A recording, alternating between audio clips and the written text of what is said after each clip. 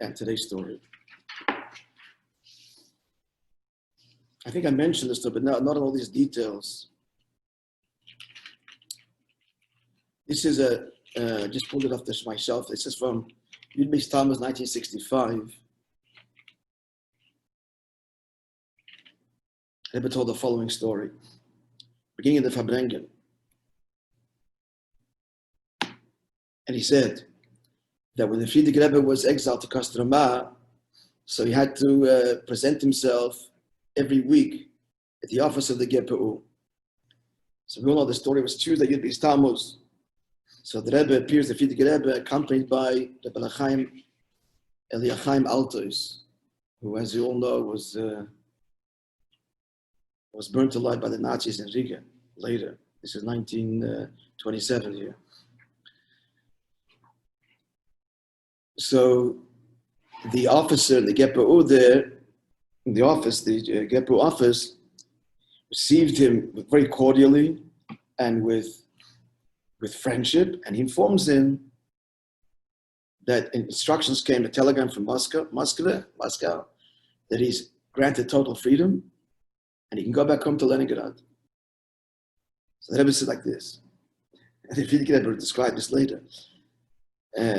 When this shocking news came, so Rabbi Eliachaim, there's this picture of him as a famous chassid.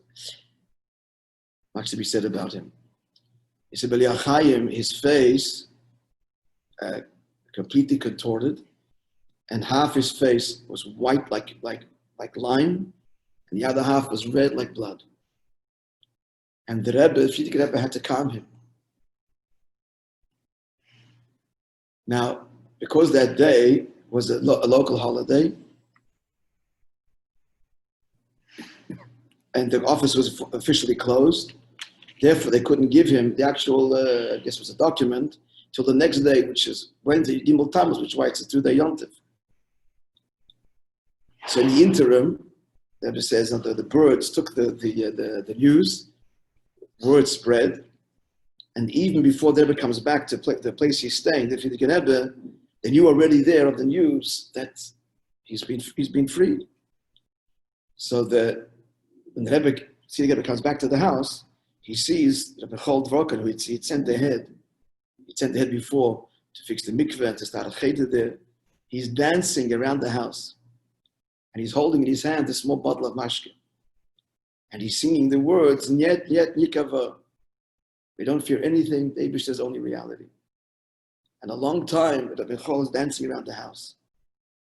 Now the Rebbe says that at that time, then, the Rebbe was staying at the house of the local sheikhet. The sheikhet had a small child.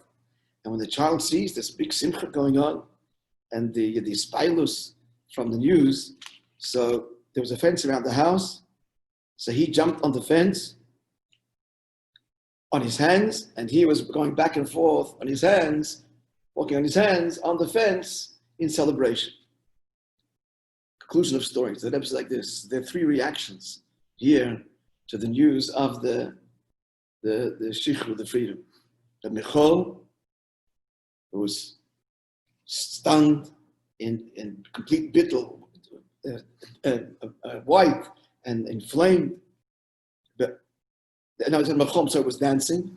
Rabbi Eliachaim, as we described, and the small child. The small child expressed his simcha, like the story of the Baal Shem Tov, that on Yom Kippur was imitating the rooster, and that affected all of the inyanim. So the Rebbe said the lesson is, everyone goes through in his life through these 3 stages. We talked before about this: childhood, and then the bagros, which means youth, and old age, maturity and old age. And moreover, every day these 3 stages, much more in the course of a year. There are times when the mind is small, times when it's shleimus, and then there's the epoch, like the zokin, that the more he becomes older, says the Mishnah, the more the elder's mind becomes settled. The bottom line is, so how does it match up? Obviously the child is the child. Rabbi Michal is, I guess, the elder, silent, and I'm sorry, Rabbi Michal is the youth dancing, and Belachayim could be, but he puts it a little different. I'm not sure.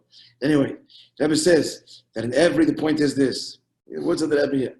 At each stage in life, that's what we're learning dabei. Fits with the Maimer. The beginning, holding with the Veltis and Mitzias, and then whatever stage in life it is, Kedusha has to be permeated. It should be beyond limits. Each one on their level.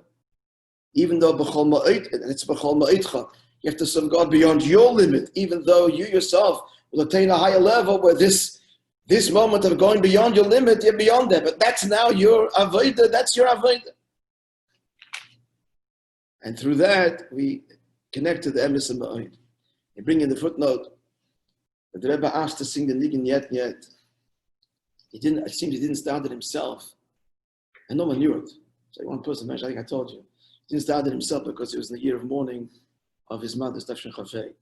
So he was asking to sing Yet. And he said that there should be Mamshir, the Gilev, Einid, Mulvadoi, even in the language of the nations of the world. And then he said, if there's somebody here, it's beautiful, that he could do like this child, and this is 1965, maybe Tammuz, and dance on his, you're good at that. Hashgacha Protes. The Rebbe says, Lisson, Lisson here in Montreal, they was talking about his father. I don't know if his first name was. He said, Lisson used to do it, and probably he's doing it now in Kfar Chabad, and it could be, by Fabring, it's in Russia. In Paris, I guess, in order to Paris after the war, and Zman Simcha, he would dance on his hands. So Mistami is doing so now in Kfar Chabad as they're celebrating Yud Beis Tammuz, which he did.